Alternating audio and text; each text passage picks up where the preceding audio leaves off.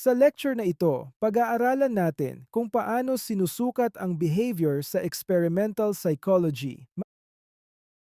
Ngayon, pag-usapan natin ang quality ng measurement. Hindi sapat na may measurement ka. Kailangan dalawa ang tanong. Consistent ba ito at accurate ba ito? Dito papasok ang dalawang mahalagang concepts, reliability at validity. Example, kung lagi mong kinukuha ang timbang mo araw-araw, pero iba ang lumalabas kahit pareho ang oras, may problema. So ngayon, himayin natin ito isa-isa.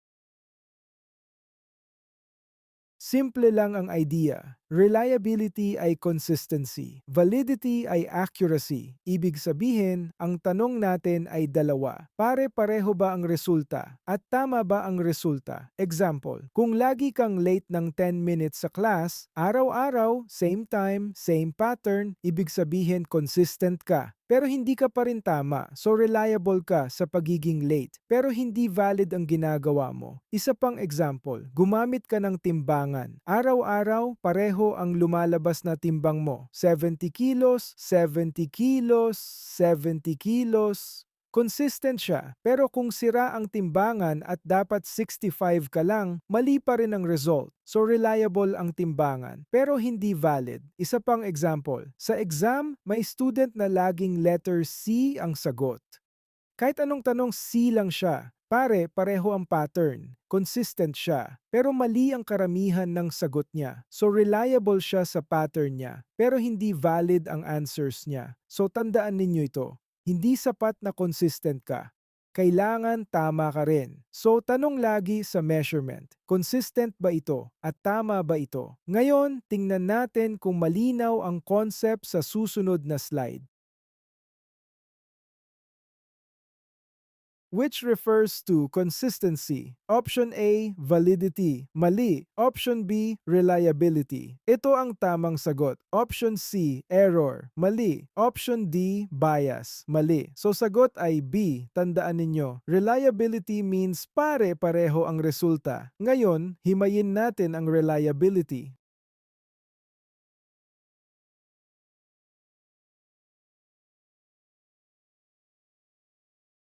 Ang reliability ay consistency ng results. Ibig sabihin, kahit ulitin mo ang test, pareho ang lalabas. Example, nag-weigh ka ngayon 70 kilos, bukas 70 ulit, sa makalawa 70 ulit. Ibig sabihin, reliable ang timbangan mo. Pero wait lang, hindi pa ibig sabihin tama ka, consistent ka lang. So tandaan ninyo, reliability is consistency. Next, tingnan natin ang types. May tatlong common types ng reliability. Una, test-retest. Example, pinag-exam mo ang students ngayon. Pinag-exam mo ulit next week. Kung pareho ang score, reliable ang test. Pangalawa, inter-rater. Example, dalawang teacher ang nag-grade ng essay. Kung pareho ang score nila, reliable. Pangatlo, internal consistency. Example, kung ang test ay tungkol sa math, lahat ng tanong dapat math. Hindi pwedeng may biglang history question. So consistency sa loob ng test. Ngayon, check natin. Which is test-retest. Basahin natin ang options. Option A, same test twice. Option B, two raters. Option C, same items. Option D, random guess. Ngayon, isipin ninyo, ang test-retest ay tungkol sa consistency over time. Ibig sabihin, inuulit ang test at tinitingnan kung pareho ang resulta. So alin dito ang tumutugma sa idea na iyon? Tingnan ninyo ulit ang choices. Ngayon, ang tamang sagot ay A. So tandaan ninyo, test-retest means inuulit ang parehong test para makita kung consistent ang result. Ngayon lumipat tayo sa validity.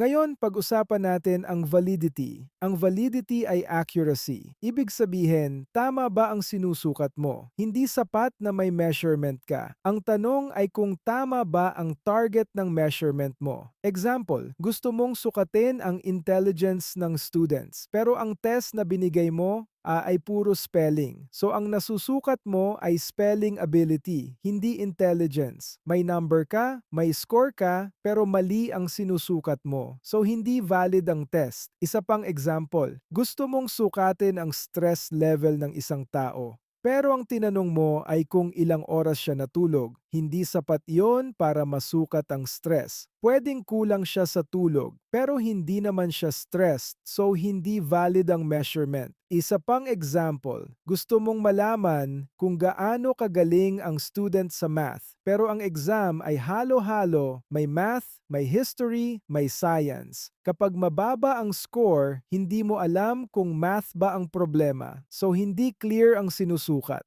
So, hindi valid ang test. So, tandaan ninyo ito, validity means tama ang target mo. Dapat ang measurement ay tumutugma sa concept na gusto mong sukatin. Kung mali ang target, mali ang conclusion. Ngayon, tingnan natin ang iba't ibang types ng validity sa susunod na slide.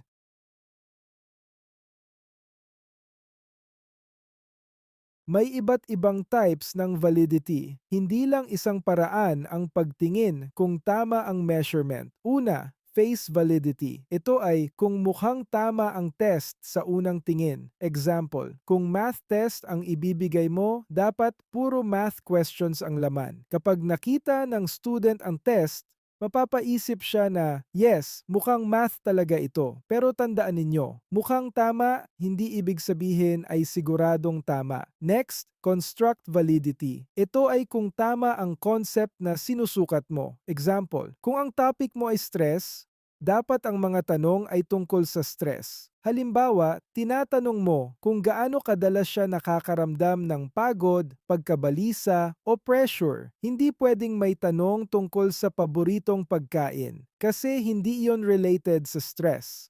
So dapat aligned ang items sa concept. Next, criterion validity. Ito ay kung ang test ay may connection sa real world, pwedeng nakaka-predict o nakaka-relate sa actual performance. Example, entrance exam.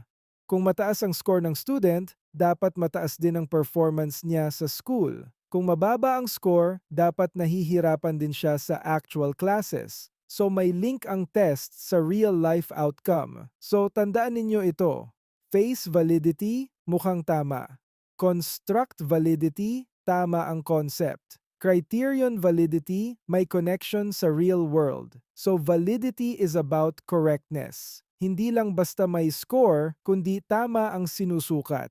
Ngayon, tingnan natin kung malinaw ang concept sa susunod na slide.